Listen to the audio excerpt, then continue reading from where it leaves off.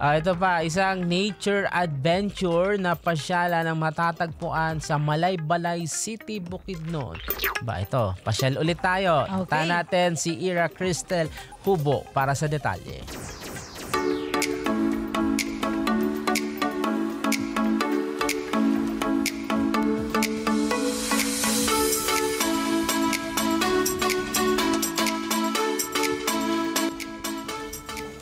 May bago na naman tayong papasyalan ngayon na ating madadiscover na bagong beauty spot dito sa Malaybalay City, Bukidnon.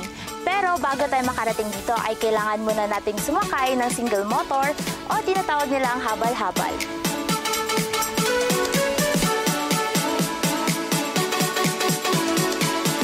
First time nating makapunta sa lugar na ito at bago tayo makarating sa mismong area ay maglalakbay muna tayo ng tinatawag nilang 100 steps.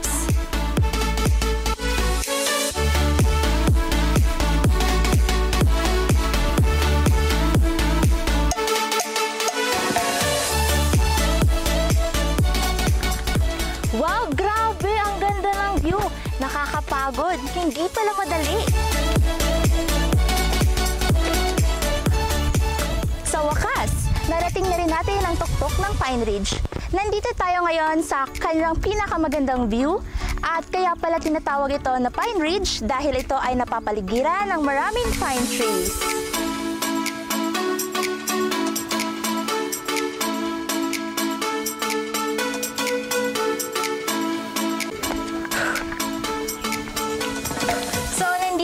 Kasama natin na umakyat dito sa tinatawag nilang Pine Ridge. At kamustahin naman natin kung ano kayang pakiramdam na nandito na sila ngayon.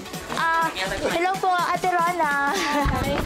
Baka pwede ka po namin kamustahin sa pag-akyat mo po dito. Ano po masasabi niyo?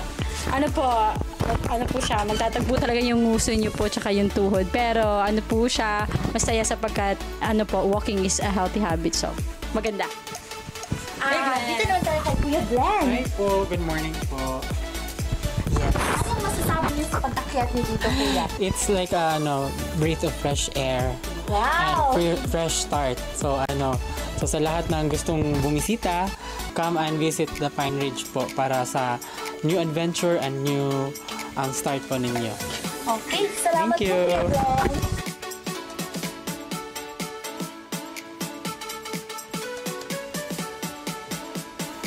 O, diba? Ang ganda. Ano pa ang hinihintay nyo? Halina kayo at ngayong summer season, subukan nyong akitin ang kanilang tinatawag na Pine Ridge. At ito ay matatagpuan dito lamang sa Canayan, Malaybalay City, Bukidnon. Nasa mahigit na 20 kilometers mula sa Malaybalay City, proper bago mo marating ang barangay na ito na kung saan dito matatagpuan ang Pine Ridge. Ang lugar na ito ay matatagpuan sa barangay Canayan, Malaybalay City, Bukidnon. Mga nakapaligid na kabundukan ang matatanaw mo habang maglalakad sa lugar na ito. Perfect din ito sa buong pamilya at mga barkada. Kasi pwede ka dito mag-overnight camping at syempre, hindi makakalimutan ang magpa-picture sa lugar sa ganda ng paligid nito. Mula rito sa probinsya ng Bukidnon, Ira Cristel Hubo para sa 100% Balita.